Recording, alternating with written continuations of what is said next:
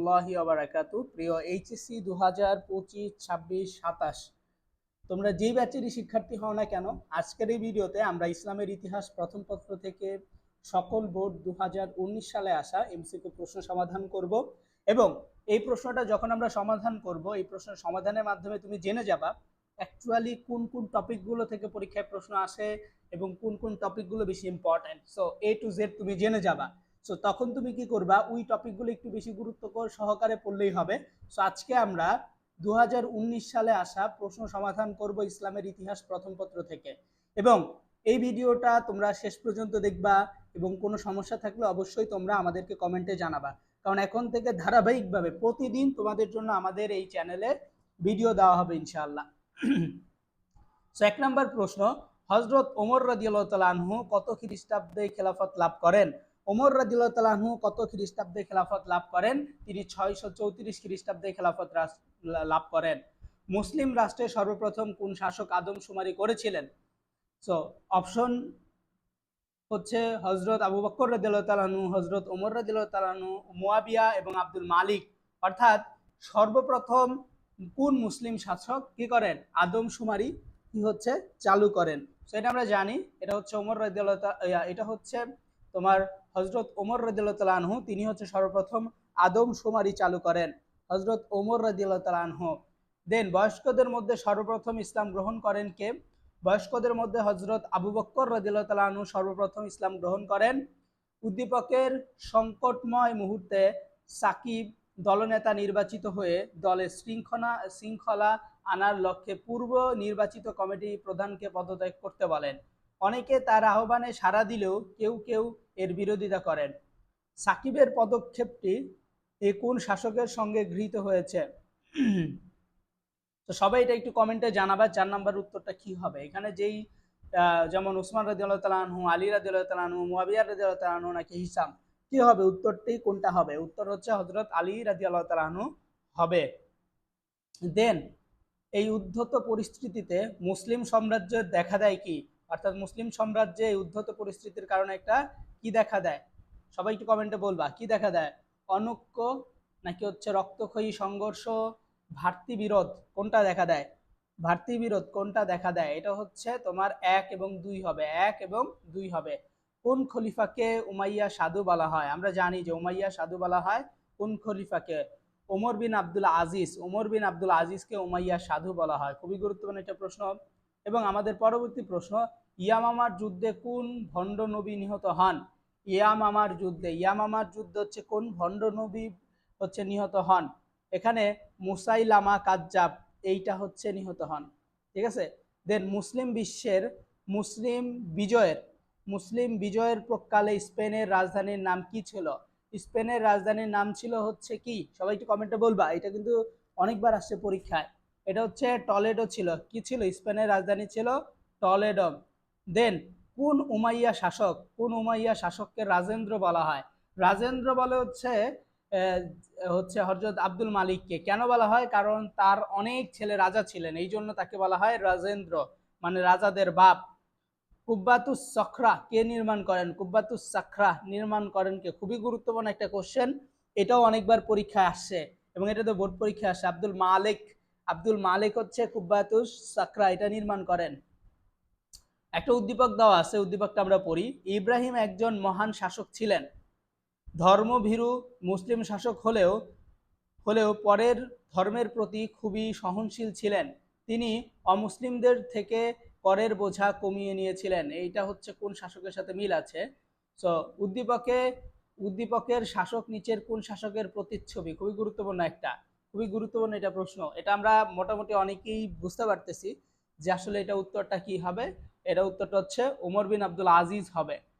উক্ত শাসককে বলা হতো ন্যায়পরায়ণ, ধর্মনিরপেক্ষ নাকি প্রজাবৎস? কোনটা বলা হতো?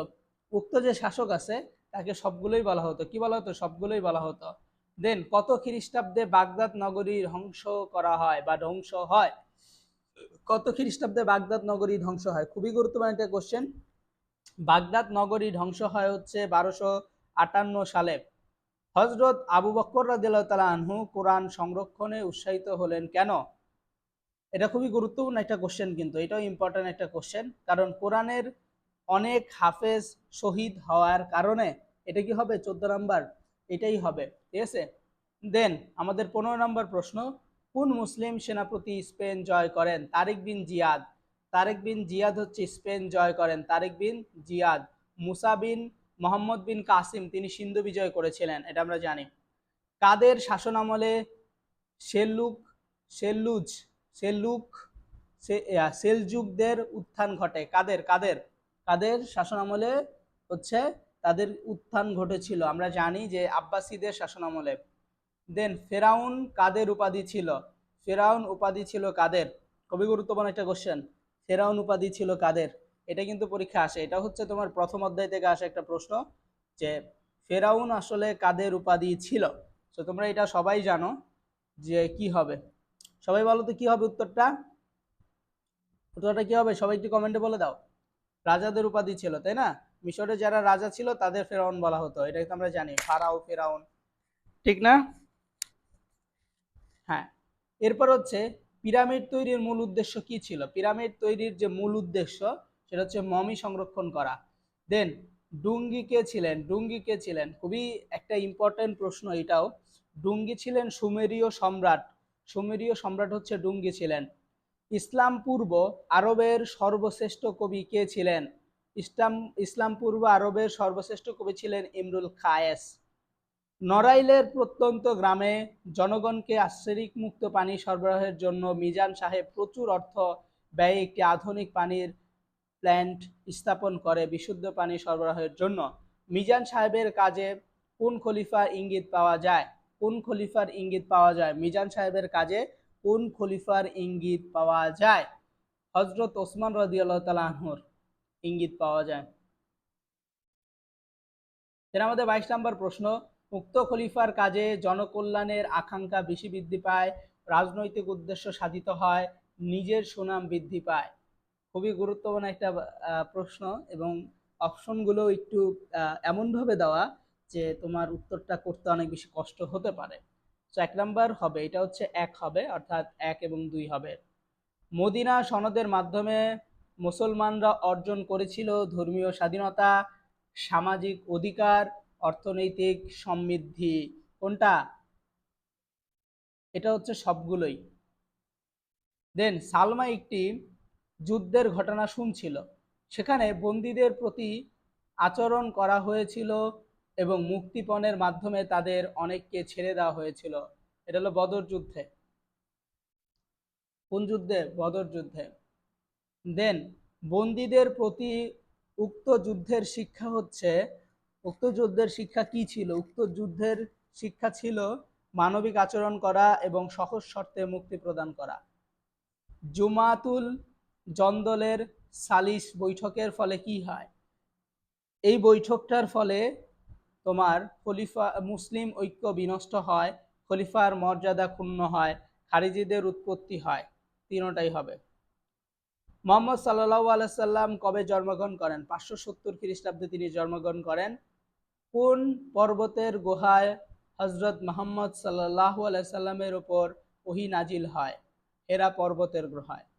হযরত মুহাম্মদ সাল্লাল্লাহু আলাইহি সাল্লামের কোথায় বিদায় হজের ভাষণ দেন? মুহাম্মদ সাল্লাল্লাহু আলাইহি সাল্লাম বিদায় হজের ভাষণ দিয়েছিলেন আরাফার ময়দানে। উমাইয়া শাসকের প্রধান বৈশিষ্ট্য কি ছিল? উমাইয়া শাসকদের প্রধান বৈশিষ্ট্য ছিল তোমার সাম্রাজ্য বিস্তার করা, এটাই ছিল তাদের প্রধান বৈশিষ্ট্য। এই ছিল আমাদের ইসলামের ইতিহাস প্রথম পত্র থেকে কিছু গুরুত্বপূর্ণ এমসিকিউ প্রশ্ন বোর্ড পরীক্ষা আসা। সো তোমরা যারা ইসলামের ইতিহাস প্রথম পত্রের জন্য সাজেশন শিট খুঁজছিলে, যে ভালো একটা প্রস্তুতি গ্রহণ করার জন্য, তোমরা চাইলে আমাদের কাছ থেকে সাজেশন শিট নিতে পারো। নেওয়ার জন্য এই ভিডিওর কমেন্টে দেখবে যে একটা নাম্বার দেওয়া আছে, সো এটা আমাদের হোয়াটসঅ্যাপ নাম্বার। ওই নাম্বারে যোগাযোগ করে তুমি আমাদের কাছ থেকে মানবিক বিভাগ, কমার্সের যে কোনো সাবজেক্ট কালেক্ট করতে পারবা। আশা করছি তোমাদের অনেক বেশি উপকার হবে। সো ভালো থাকো, সুস্থ থাকো, দেখা হবে পরবর্তী আরেকটি বোর্ড কোশ্চেন সলভ ক্লাসে।